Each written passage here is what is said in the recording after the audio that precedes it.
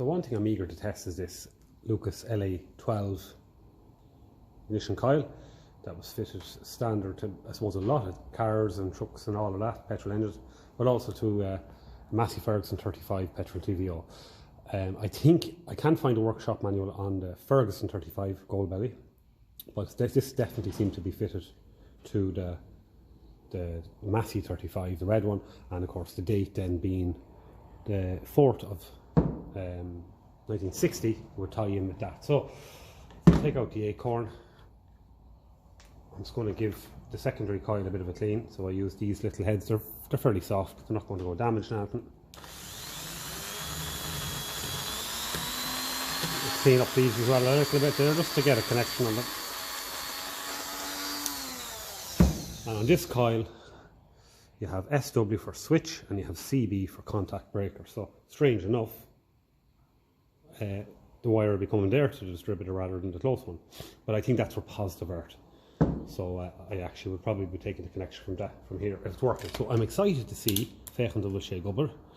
So we have the voltmeter set to 20. No, that's not right at all. It's ohms.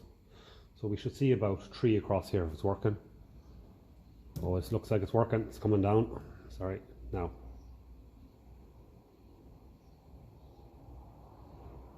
.5, 3.4. Yeah, this is working on the primary circuit now. On the secondary, let's bring it up a little bit and see do we have anything. It'd be lovely if this was working now, I have to say. Say it should be about 4,500, 5,000 ohms.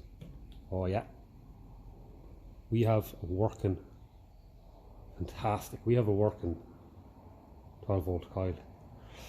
That's brilliant news, because otherwise it's useless. 4.35, so that's in thousands, so 4,350 on the secondary. So the secondary should be higher resistance. Brilliant. Let's try that one more time. I'm delighted with that.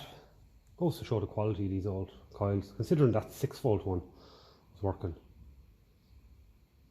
Coming down to 3.5. Yeah. And of course, you've probably seen, anyone who's watching previous videos would see that I got the 6 volt one as well, and as a man looking into rewinding it as a 12, it should be in around a 1.5 ish.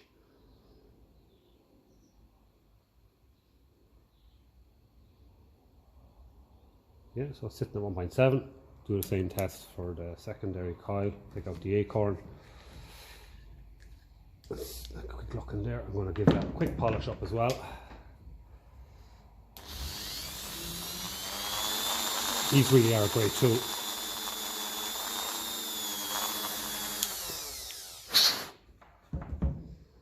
So, see what's happening here now. 20,000.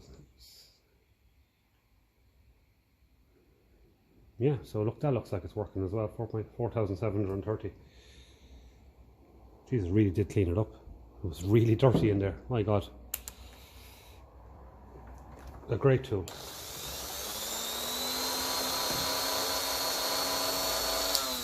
Lovely soft brush that. It's not going to go damaged or anything, or scratching or anything like that.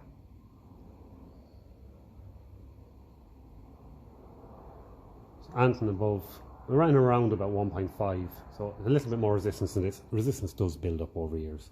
1.6, that's good. So yeah, we have 2 working original coils. Unfortunately 6 volt is great and all, but if you had an original Ferguson 6 volt or a Continental, fair enough. You wanted it all standard in the 6 volt battery, I'd say that's grand. So the next thing I'm going to do is I'm going to take them off, because I don't want them connections on it at all. I don't need them.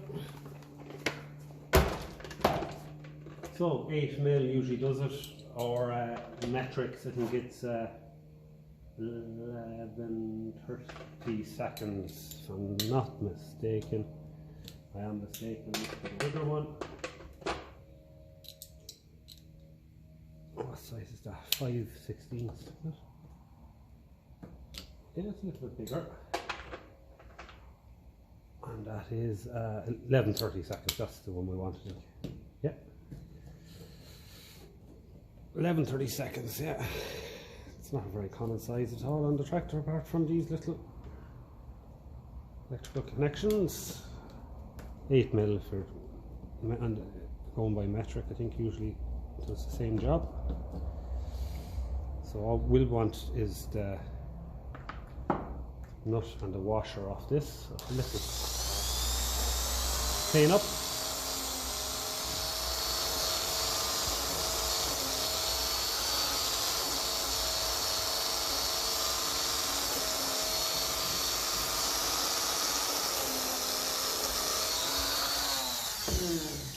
So they're going to be, so that's going to be ready for a test. I'm looking forward to seeing if it produces a better spark. It'll be interesting to see, of course.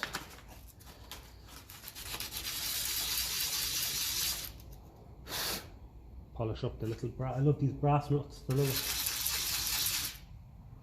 Polish them up. Same with the little washer. There is a bit of resistance after building up on this over the years, so any more rust or that kind of a colour that's built up in it there, that's just oxidization. It's all just going to create resistance. So that should be ready for a test. So I'm looking forward to that. Imagine that. Just happened across that in Auto Jumble yesterday.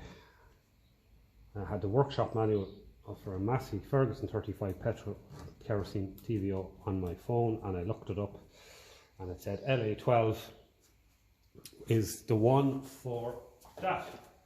Looked through the box, had to ask them for something to clean the bottom a little bit because it was all grease, and they said they gave me something to clean it, and when I cleaned it I saw LA12 on the bottom, and I brought it home.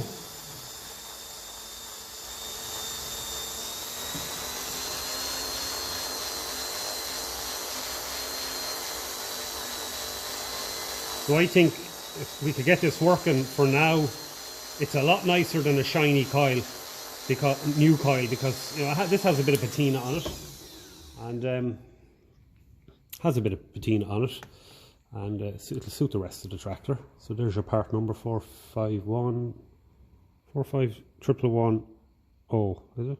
And then the date stamp is just below it there, 460 and LA12. So nice find. It's always nice seeing Lucas, and the acorn is nice shape to it. The older ones were a little bit more rounded, more like an acorn, to be honest with you. So yeah. So there we go. We're talking probably the stamp on this. I'm going to be very careful cleaning this now, because patina, if you remove it at all, it's gone. So I don't know, is the date stamp 1053, so October 53, but I think personally that is definitely older than 50s. Like any pictures I see of the Ferguson 20s, you know, the early ones in like books and stuff, they are that kind of a shape, but they do look, this does look nearly older, but I wouldn't be surprised if it was on the very early ones. I know in the early ones Lucas was written there sideways. Strange it went sideways. Maybe it was meant to be this way, like on the Continental Ferguson, on top of the starter, and then it would be sideways. Maybe that would be it. That would make sense, I suppose, being 6-volt. The first of the TE20s, but is that 1953? Does anyone know? Anyone want to leave a comment there? You know, if you know, let me know what you think. Is that 1950 or is it older? Any research I've done on the internet, you know, late 40s or you know 46, 47, it seems to be more like what was on the market. And in 1960, like, that's hardly 1953 and that's 1960. I mean, that's a serious amount of, you know, advancement, evolution, whatever you want to call it. Like, this is so much more modern than that. Like the bracket is actually, it's actually spot welded on. Like, you know, this is aluminium and it's the process of sealing that around the bakelite is a lot more modern, you know. So look, they're both working. So let's try this out, and let's see. I'll know even by flicking the points if it's you know, making a good spark, if it has a good blue colour. If we can fit that, that'd be brilliant. And I only kind of do very local driving with that at the moment, you know, so I could always keep the newer coil in the toolbox. If it did cut out, it'd be handy enough to swap it back. So we'll test it. If it's working, we'll do a little bit of a clean up on it, a small bit, keep the patina, maybe clear varnish it then, you know, and try and preserve it and do a nice job cleaning up all this, get all the writing and the text on it. I'm delighted with that. I took a chance on it working. You know, it could easily have been blown. Yeah, let's go and see if that works. Since I'm after finding a nice original ignition coil for this engine, I'm back doing a little bit of diagnostics on it. I remember months ago I was checking the power we're getting to this terminal here, so that should be in or around battery voltage. There's about 12.2 in the battery, and it's, when I turn on the ignition, there's about 11.6 or 7 there. So I took out the switch, and I remember before, the key switch, I took that out and I was cleaning up the connectors in the back of it. I can't open it up because it's a sealed unit, and yeah, I remember checking all the connectors, make sure they're clean, and cleaning them up, and lower voltage. So what I've done here now is I have this direct feed from the battery. So what I'm going to do is I'm going to turn on the ignition the normal way. So you turn the key and you get your ignition light on, so that sends power to the coil, right? And I want you to look at the voltmeter here that I have, and I'm going to connect that up, and we'll just see what's going on. So we've an earth there, right, and that's earthing all the charging system and all that, so it's a good earth. In fact, we can use the earth on the battery even to be to make sure we're getting a good earth. So black probe is on the earth on the battery, and so we've 11.75. Okay. Now I'm going to turn off the ignition. I'm going to put a direct feed from the battery to the coil. I'm going to do the same test again. So what did I say? 11.75.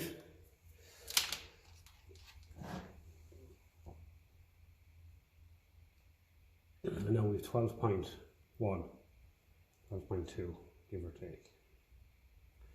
So there's this key is worn inside, the connections are bad, and I do remember when I took it out and I turned on the ignition, I could feel heat in it. So the difference between this key and on the Ferguson 20 is, and I know they weren't originally key ignition, well, say the diesel version, right?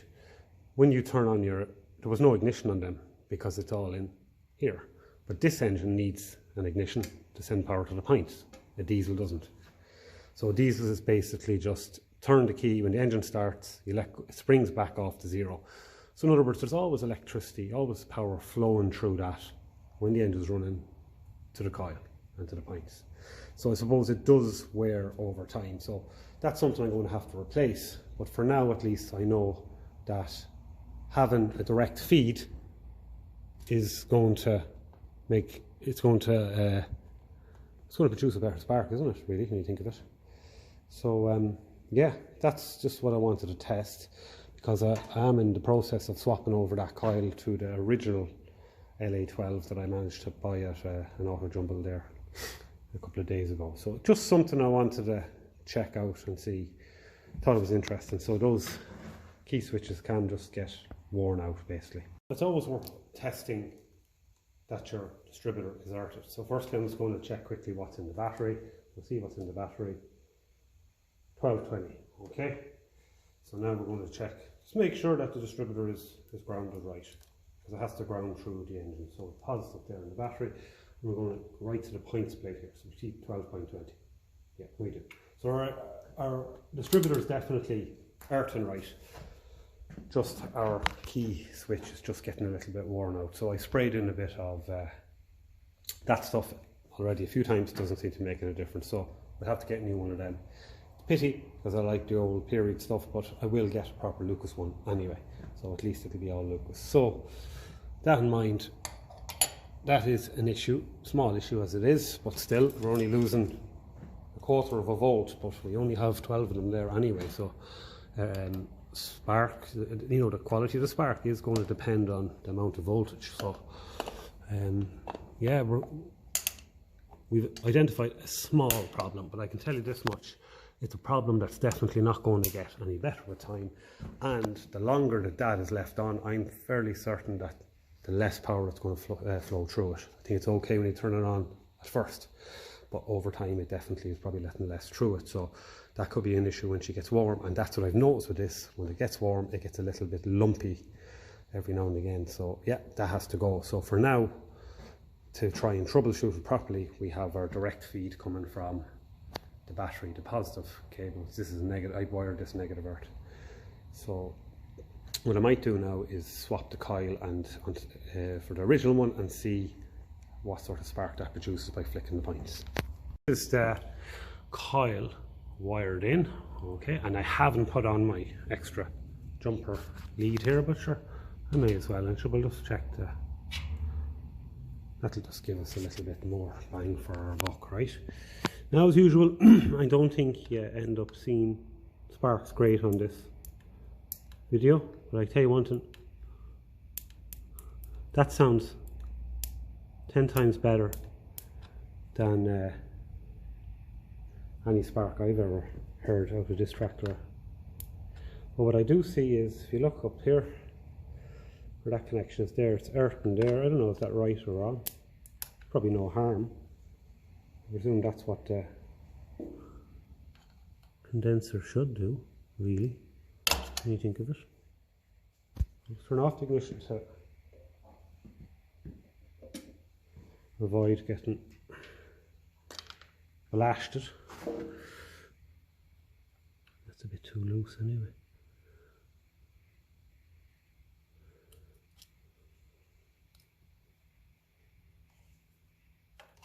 Yeah, so what I'll do is I'll go and have a little look at that.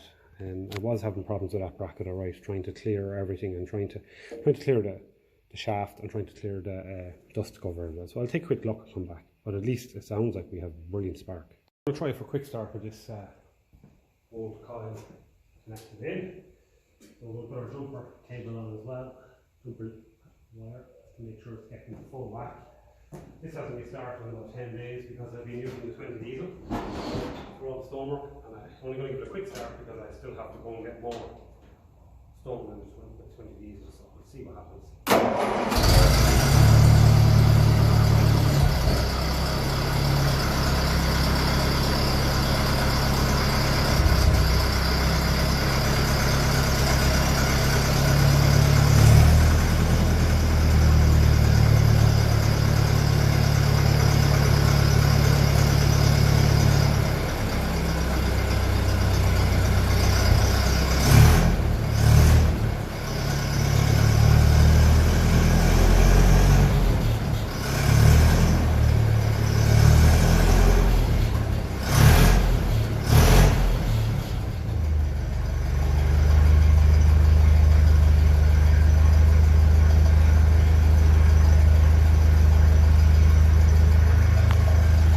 As usual, doesn't sound any worse anyway. Needed a bit more choke than normal considering it's not cold in here, but then again it has been sitting there for a good while, so at least now we can experiment with this coil.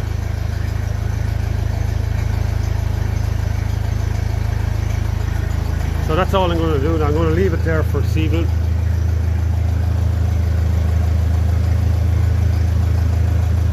I'll have to put a bit of tape over the end of that because that's live.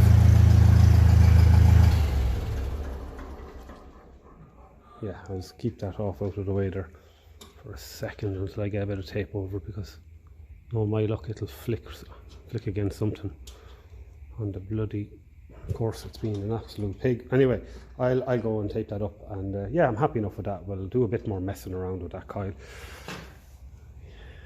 I think it's not as long as the one that was replaced. Maybe it's a little bit thicker. I don't know, but it definitely looks nice. It has a bit of patina. and it's definitely given a good spark. So, but at least now we've worked out that we need a new key, so that's a key ignition switch. So we're getting there slowly. So one thing I meant to mention earlier in the video, at the start, when I was measuring the resistance across the primary coil, that's the two side-by-side connections there, the lower ones. I looked in the workshop manual and it said the primary resistance, when you put a voltmeter across there and there, should be between 3.2 and 3.4 ohms, and I was getting 3.4, and I thought that was a little bit high because modern coils are all rated at about 3 ohms. So ohms is resistance, so the less resistance, the more whack that's going to come out the secondary coil. So that's looking good. So I'm going to put a screenshot in from the workshop manual just to show that, and I have it marked. So I just thought it was interesting that it actually seems to be within the 3.2 to 3.4 ohm factory spec.